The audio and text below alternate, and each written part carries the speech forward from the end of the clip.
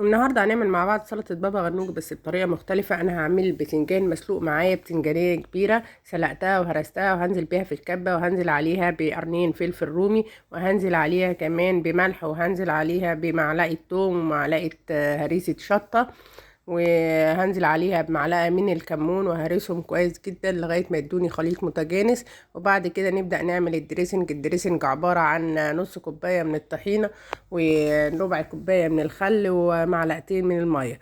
بعد ما خلطتهم في الكبه وبقوا بالشكل ده، هبدا بقى اعمل الدريسنج زي ما انتم شايفين. وبعد كده هنفضيها في طبق التقديم ونحط عليها زيت زيتون وشرايح من ليمون، ونزينها كمان بفلفل رومي او فلفل الوان زي ما انت حابه. انا هنا كان الخليط خلص معايا، هبدا اقلبهم كلهم مع بعض لغايه ما يتجانسوا كده ويبقوا بالشكل اللي انتوا شايفينه ده. وهنقدمها مع بعض، وهتبقى احلى سلطه بابا غنوج ممكن تاكليها، وبالف هنا.